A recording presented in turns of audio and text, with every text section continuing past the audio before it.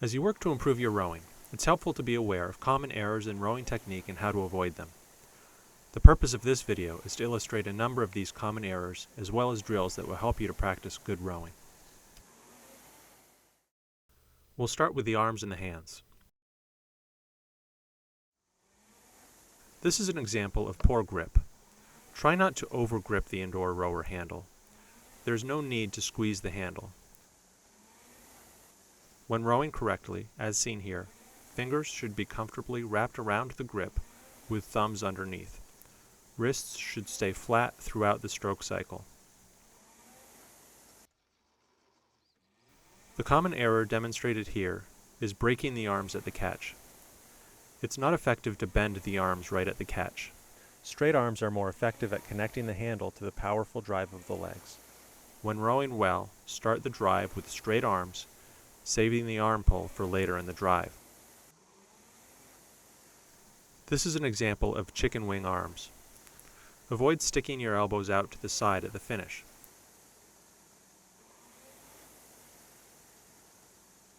Rowing correctly, as you see here, it's most effective to draw the elbows past the body and keep the shoulders relaxed, not hunched.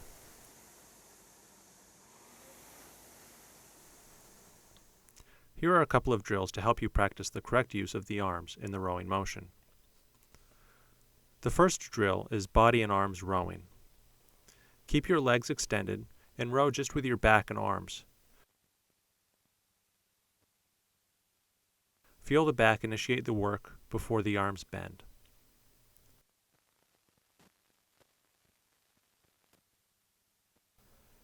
The second drill is pausing at the finish. Complete the drive, then pause with the legs extended, body at the 11 o'clock position, elbows past the body, and handle touching the body. When pausing, check to be sure that your shoulders are low and relaxed and your hands have a relaxed grip on the indoor rower handle. Next, we'll review some common errors related to the back. This is an example of lunging at the catch. Avoid lunging forward just before the catch. Establish the proper forward lean of the upper body early in the recovery sequence, before bending the knees. Shoulders should be in front of the hips before you move into full compression. Here we see overreaching at the catch. Do not try to reach too far toward the flywheel as it puts you in a less effective position.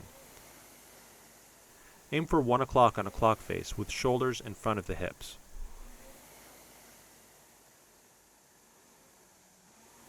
Next we see lifting with the back at the catch. Do not lift your shoulders or back at the catch. When rowing correctly, as we see here, press with the legs first, then use the back.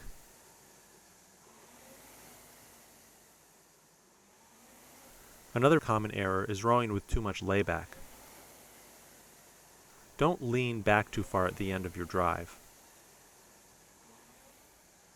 Correct rowing is pivoting back to 11 o'clock on a clock face and pulling the handle into your body.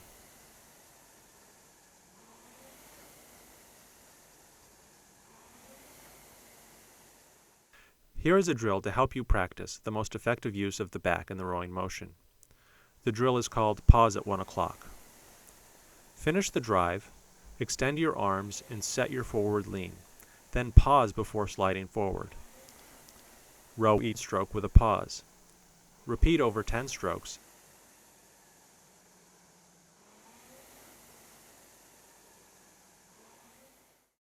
Now let's look at the errors that affect how the legs are used in the rowing motion. The most common fault is bending the knees too early on the recovery, which forces the arms to row too high or in an arc. We see with correct rowing technique that it's most efficient to keep the chain level in a horizontal line throughout the drive. The arms extend, the body swings to allow the hands and handle to clear the knees before the knees bend. This is a demonstration of rushing the slide. Moving too quickly toward the catch will prevent you from having an efficient rhythm and causes ineffective rowing. Give yourself time in the recovery to breathe and set up the right positions for the work of the drive.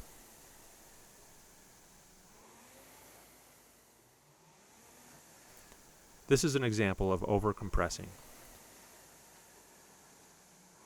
Don't try to slide too far forward at the catch.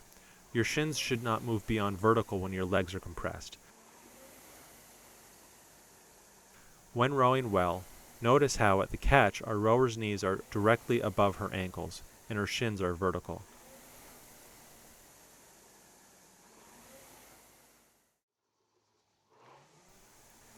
Another common error is shooting the slide, as shown here.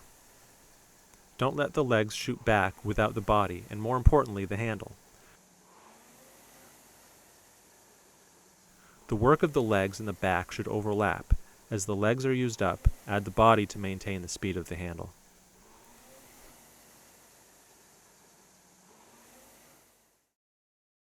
Here are 2 drills to help you practice the most effective use of the legs in the rowing motion. The first drill is a ratio drill. Count to yourself out loud to create a balance between the speed of the drive and the speed of the recovery. You should spend a little more time on the recovery than on the drive.